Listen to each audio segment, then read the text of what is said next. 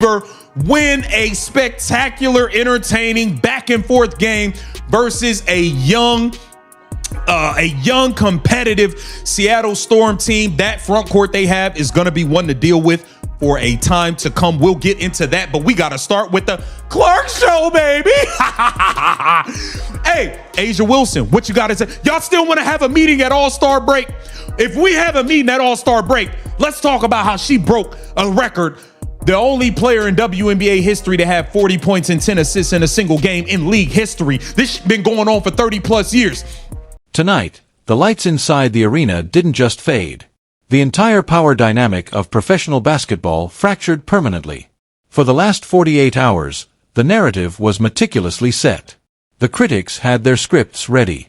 The media executives had their talk tracks lined up. And the internal league whispers claimed that the rookie wall had finally arrived. They wanted her contained. They needed the phenomenon to slow down so the traditional establishment could breathe again. But what happened on that hardwood tonight wasn't just a basketball game. It was an absolute cold-blooded execution of a system designed to see her fail. Before the first whistle blew, Heil League insiders noticed something highly unusual near the scorer's table. Representatives directly connected to Adam Silver's executive office were spotted in deep, hushed conversations with the officiating crew. The air was thick with tension. The instructions seemed clear. Call it tight. Don't let the game get out of hand. And whatever you do, do not let the rookie dictate the pace. But you see, you can control the whistle. You can control the media rights. And you can control the corporate narrative, but you cannot control pure, unadulterated genius when it goes completely atomic. What the world witnessed over the next 4 quarters didn't just break the franchise record books. It sent an immediate wave of absolute panic straight to the league's headquarters in New York. To truly understand the sheer magnitude of the history made tonight, we have to pull back the passive-aggressive alignment with the league's veterans was hiding in plain sight. They wanted her to pass the ball away. They wanted her to blend into the background. 40-plus points and 10 assists in a single WNBA game. 1. Caitlin Clark. That's the list. She's the only one to do it ever. Ever. Gotta be real. Maybe that's the funnest game I've watched all year so far. Run, run, run.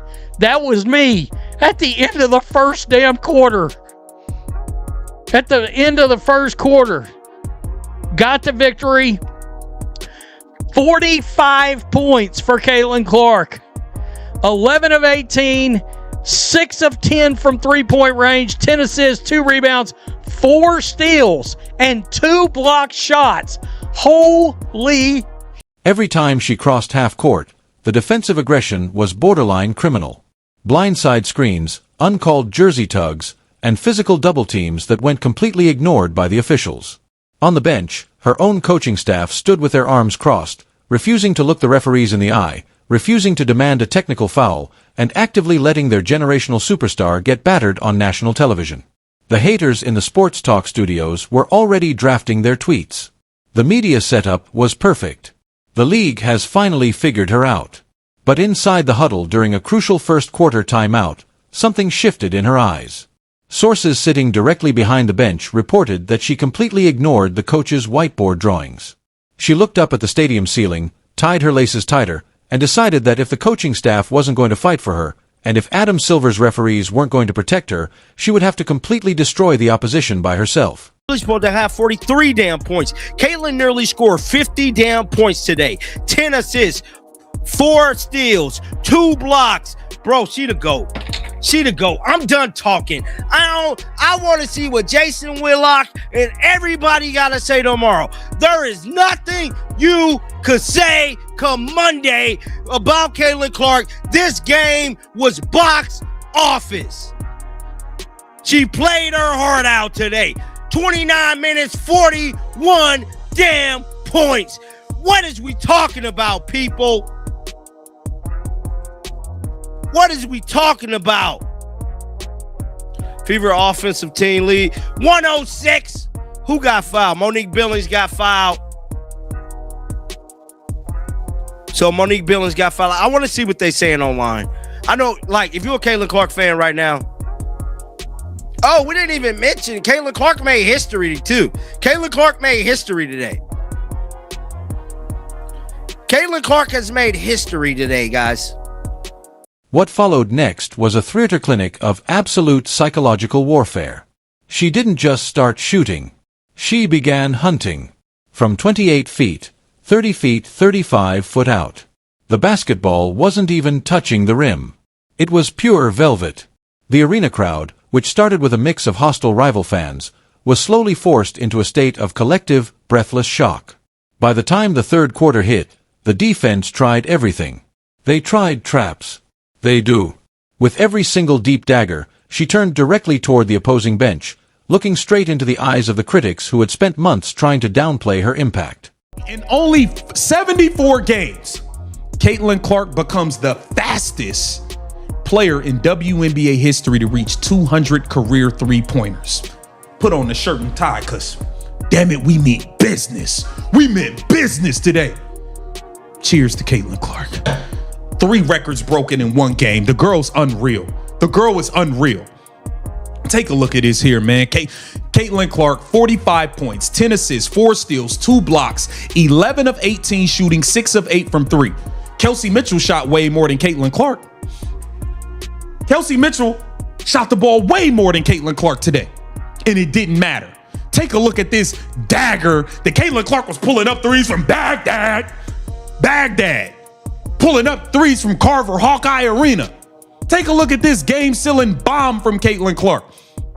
Off the inbound. Come on, give me that. Look, tie game, 102-102. Ball game, give me that.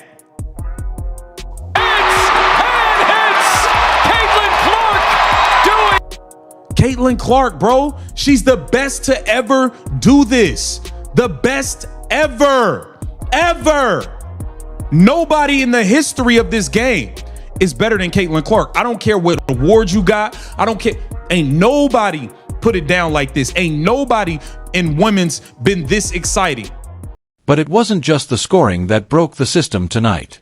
It was the absolute vision driving through 3 defenders, drawing the entire stadium's attention, and dropping no look behind the back passes directly into the hands of teammates who just had to stand there and catch the ball.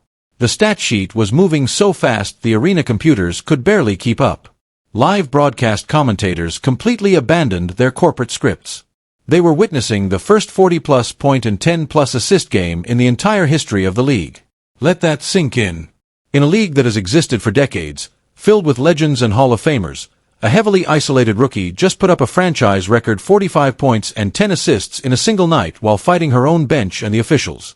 The moment the final buzzer sounded and the scoreboard reads, the corporate panic shifted from the court directly into the executive luxury suites. You see, the league office has a massive problem on their hands. Now, for months, the corporate line was that the veteran talent was superior and that the rookie was just receiving hype. But tonight, the data officially destroyed the narrative. High-level marketing executives have just leaked that major network sponsors called an emergency meeting immediately after the game. The corporate sponsors are furious. They are starting to realize that the franchise's coaching staff and the league's officiating decisions are actively trying to suppress the most valuable asset sports entertainment has seen in a generation. 3 steals. This was an unbelievable freaking game. Guys, I got to tell you, at times it's been tough to cover this team this year.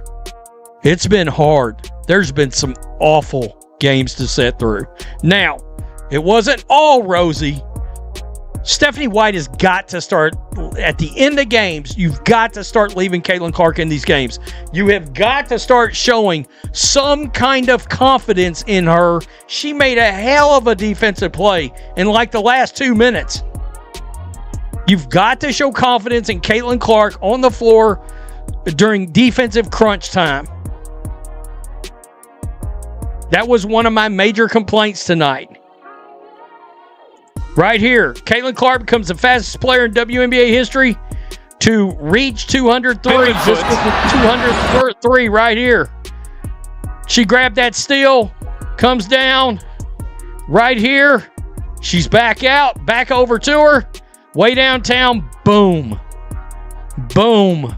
Knocked it down. The broadcast ratings peaked at an unprecedented level during the fourth quarter, proving that the entire sports world doesn't care about league politics. They care about the phenomenon. Reports indicate that Adam Silver himself has privately expressed deep concern over how the officiating bias is looking on international streams. The establishment tried to protect their old guard. But by doing so, they accidentally created the most dangerous entity in sports, an unstoppable icon with a global fan base who now has receipts for every single injustice thrown her way.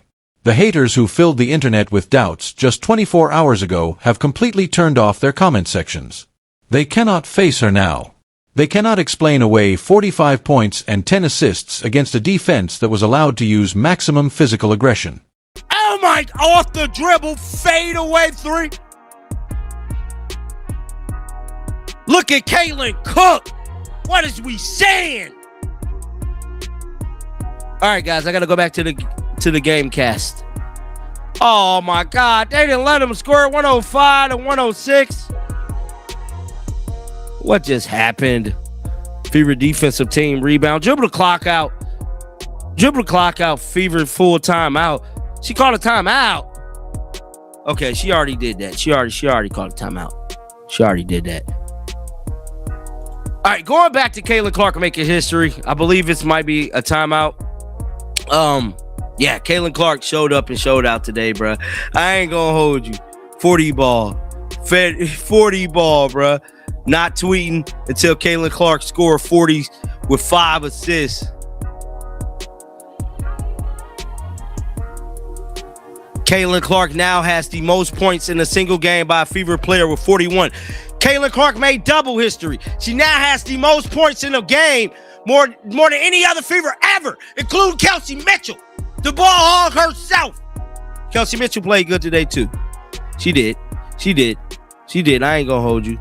Clutch Clark, look. Watch this, bro. We gotta see it again, bro. Look at this. Oh my God. 107. It is over, bruh. It is over. Stephanie White tried. She tried.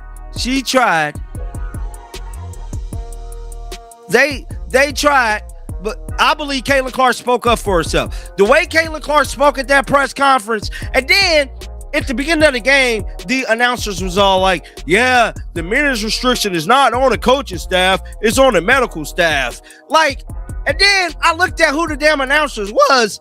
I'm like, bull, he worked for the damn Fever. No wonder he's saying that. He worked for the Fever.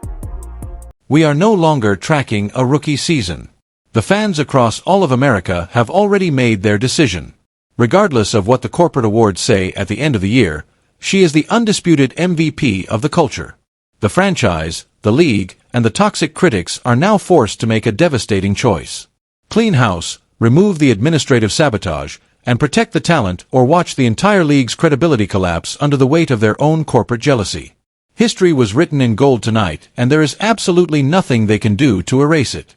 Tonight, she played really well tonight when she wasn't dribbling the ball. When she got into her bag, no, we don't need you dribbling the ball. But her and Caitlin combined for 75 points. Insane. Mo Billings, 16 points. Dominique Malonga dominated her all night, except the one play Monique Billings needed to get a stop down the stretch on Dominique Malonga. Your ass got it. Your ass got the one stop you needed, okay?